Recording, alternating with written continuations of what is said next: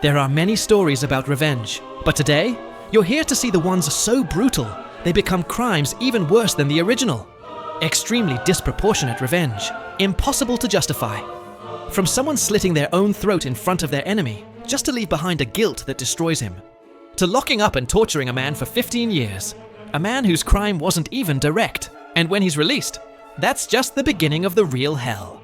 Today on Cine Prime.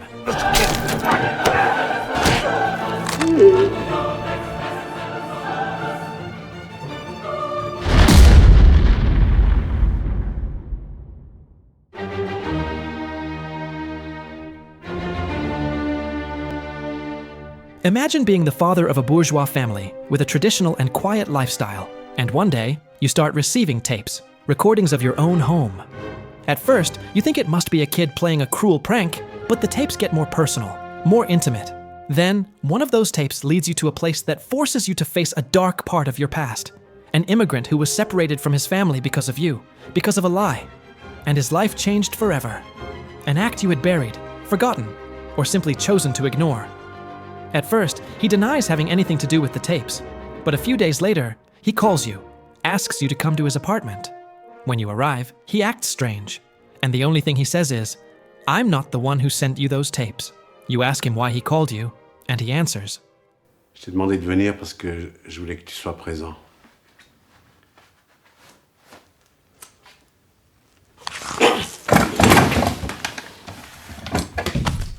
He takes his own life, right in front of you. A death driven by trauma and frustration. A death designed to pierce you with guilt, deep and permanent. Not justice, emotional punishment. Because his revenge wasn't physical violence, it was trauma. And the worst part is that it worked. A brutal, devastating scene. Impossible to justify. Because in his final impulse, he created a crime even worse than the original. One of the most extreme and disturbing revenges in the history of cinema. Sometimes, revenge is born from love.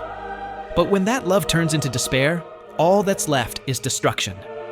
Ryu is a deaf-mute young man. He lives with his sick sister and would do anything for her. When the hospital refuses her transplant, Ryu tries to buy a kidney on the black market.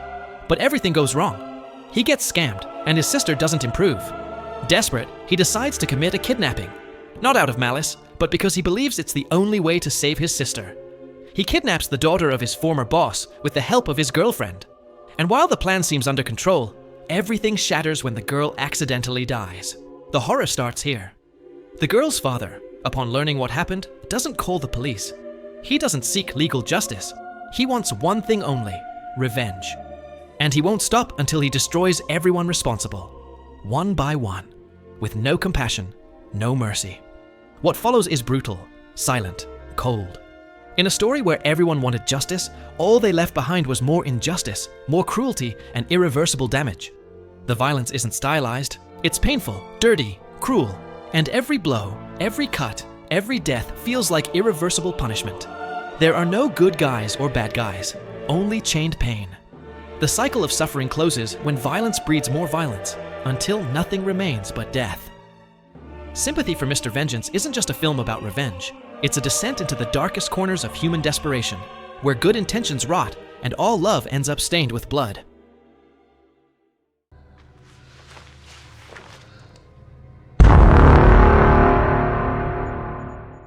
If you haven't seen Game of Thrones, skip this one. Imagine watching your mother and brother get murdered in a bloody ambush while you're just a few feet away, unable to do anything. Imagine having to flee in silence as your family name is wiped out in blood. That's what Arya Stark lived through. And from that moment, something inside her changed forever.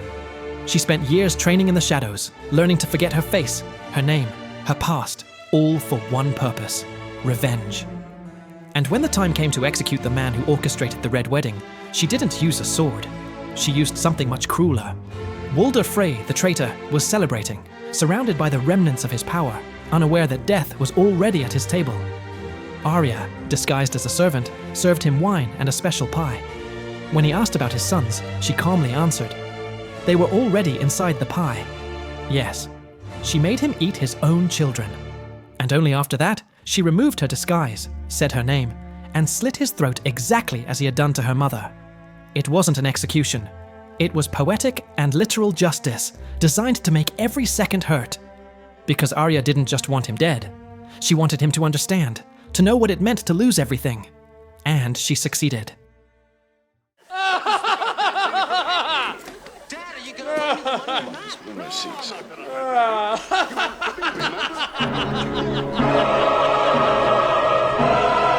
A man convicted of sexual assault is released from prison after 14 years. Not as a free man, but as a weapon loaded with hatred. Max Cady didn't return to the streets for redemption. He came back to destroy the man who, in his eyes, ruined his life. His former lawyer. But his plan wasn't to kill him. It was much worse. Sadie wanted to turn his life into a nightmare. To crush him little by little. To make him feel fear, helplessness. To watch his family fall apart. And all without touching him. At least at first. He stalked him like a predator. In the street, in the yard, inside the house. And the police could do nothing.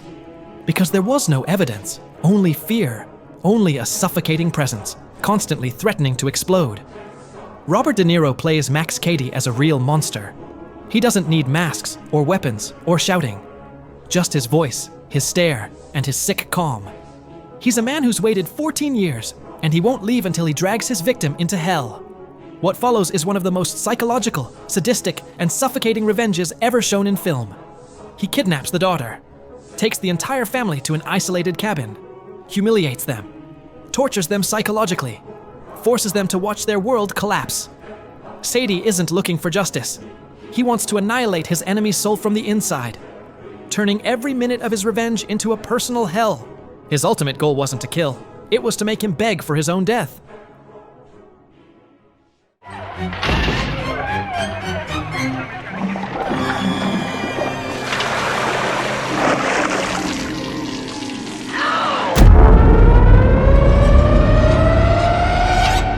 Imagine being a shy, insecure, isolated girl, raised by a fanatical mother who only speaks of sin and punishment. Your classmates humiliate you every day. In class, in the halls, in the locker room, you're the target of every joke, every cruel laugh. And still, all you want is to fit in, to be normal. When you're finally invited to prom, you think things have changed. You dress up, wear white, step on stage, and you're crowned queen. For the first time, you feel happy, visible. But right at that moment, everything breaks.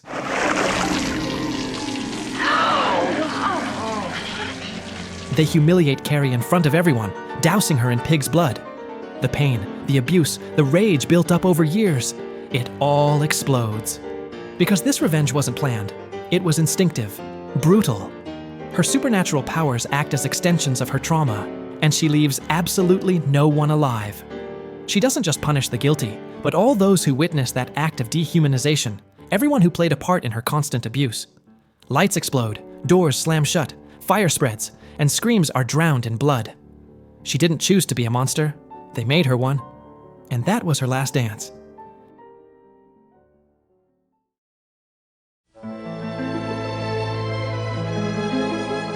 The most legendary revenge in the history of cinema.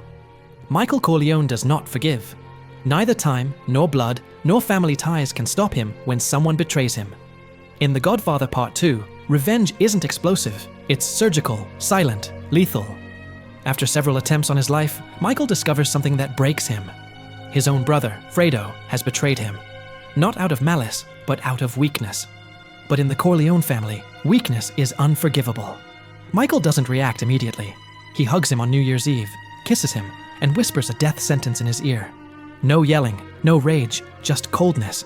Because Michael doesn't kill in the heat of the moment. He kills when it hurts the most. When their mother dies, Fredo thinks things have calmed down, that maybe his brother has forgiven him. But no. Michael gives him one last day of peace. Lets him fish with his nephew. Laugh, look at the horizon. And then he gives the order. A bullet to the head, in the lake, in silence, in front of the boy. There's no redemption. No compassion, only justice, according to the Corleone Code. This revenge isn't bloody, it's worse. It's the cold vengeance of a man who's lost his soul, who'd rather be alone than show weakness. Michael doesn't just lose his brother, he loses himself. And in the end, all that's left is the darkness that consumes him. Bill, it's your baby. She was shot in the head on her wedding day, pregnant. The love of her life murdered, her friends massacred. She woke up 4 years later, without her daughter, without her life, without answers. Only with one certainty: revenge. Kill Bill is not a story about justice. It's a hunt. A broken woman turned into a weapon, traveling the world to eliminate one by one those who betrayed her, and anyone who gets in her way. Each kill isn't just revenge. It's bloody poetry. From samurai duels against almost 100 enemies to quiet confrontations in silent living rooms, everything that was destroyed will be returned through violence. But her final target isn't just anyone, it's Bill. The man who loved her, who shot her, who took everything from her, and who now, though she doesn't know it, lives with her daughter. When the final confrontation comes, there are no more screams or rage, only pain. Because the last revenge isn't about killing. It's about breaking the cycle, choosing between staying a monster or becoming a mother again. She chooses both. Kill Bill isn't just stylized action. It's an emotional odyssey, a journey of blood, tears, and redemption. Because some revenges aren't done for justice. They're done because if you don't do it, you can't keep living.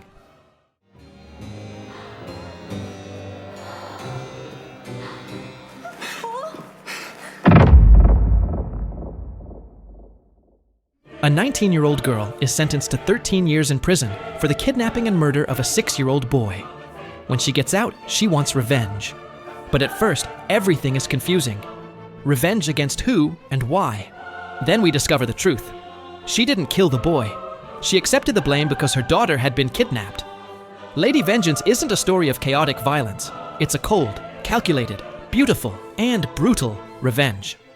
Gumja finds the real culprit, a man who didn't just kill one child, but many more. She traps him, locks him up, and instead of killing him herself, she does something far more disturbing. She calls the parents of all the victims, shows them the evidence, and gives them a choice. Let justice handle it, or take justice into their own hands. What follows isn't just revenge, it's a ceremony, a collective ritual of pain never before seen in cinema. Each family gets their turn. No cameras, no judges, only broken parents and a chained monster getting what he deserves. Gumja doesn't seek redemption or forgiveness. She just wants to share the weight, for the guilt not to be hers alone, for the suffering to be divided among those who also lost everything. A situation that, in theory, is justice, but in practice leaves an open question. Did it really ease the pain?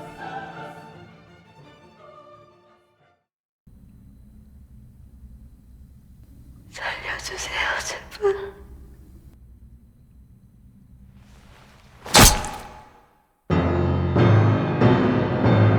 A secret agent gets the worst call of his life. His fiancée has been brutally murdered and her body found dismembered on a frozen road. The police do what they can, but he's not looking for justice. He's looking for something much darker. He finds the killer and captures him, but he doesn't turn him in. He breaks his bones, cuts his tendons, and lets him go. Not to forgive him, but to make him suffer more. He implants a tracker and turns him into his personal prey, to hunt him. Again and again. He captures him, tortures him, then releases him. Every time the killer tries to attack someone else, the agent appears. Each time with more rage, more cruelty. He beats him, humiliates him, but always lets him live. And little by little, the hunter becomes what he swore to destroy. Because at some point, the line between justice and monstrosity disappears, and what seemed like punishment becomes complicity. By letting him go, knowing he'll keep killing, torturing, raping, there's blood on his hands too. Indirect deaths, innocent people dying because of his obsession. And the worst part, the killer wants revenge too. I saw The Devil as a story with no redemption, only suffering, where pain becomes fuel, and justice, torture. The final punishment is one of the most cruel and dehumanizing ever shown in cinema. A punishment where death isn't the end, but the beginning of agony.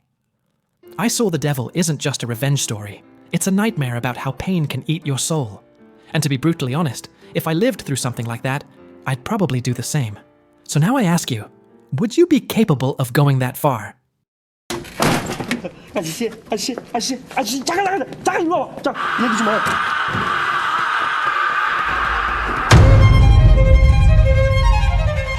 Imagine being kidnapped without explanation and locked in a room for 15 years. No face to hate, no reason, no way out. Every day, only a television showing how the world keeps turning without you. And then, One day, they let you go. Just like that. But the real prison is just beginning. Oh, Dae-soo wants to know who did this and why. And he swears to take revenge. He thinks he's going to uncover the truth. But the truth is already written. Oh, Dae-soo begins his hunt, thinking he's the hunter, the avenger. But he's not. He's the victim of the most brutal and twisted revenge in film history. The man behind it is Lee Woo-jin. His motive? Back when they were young, Dae-soo spread a rumor about an incestuous relationship between Woo-jin and his sister, which ended in tragedy. Now, Woo-jin wants to give that pain back, but his punishment is infinitely more cruel. Not to kill him, but to make him live an endless nightmare. For years, Woo-jin planned the perfect revenge. Lock him up, release him, and lead him, without knowing, into falling in love with his own daughter and having a relationship with her. Every single part was manipulated. Dae-soo thinks he's in control, but he's only falling deeper into hell. When he finds out the truth, he begs, like a dog. He cries, he crawls, he cuts out his tongue. And still, the damage is done. The film ends without redemption, without comfort, with a wound that never closes. Oldboy is not just a revenge story. It's a masterpiece of emotional cruelty. And that's why it's the most brutal, twisted, and merciless revenge in the history of cinema. Some revenges are satisfying. Others leave an emptiness that can never be filled. Out of all the ones in this list, which do you think was the most justified and fair? And which one felt like the most brutal, the most disproportionate? I'll be reading your thoughts below.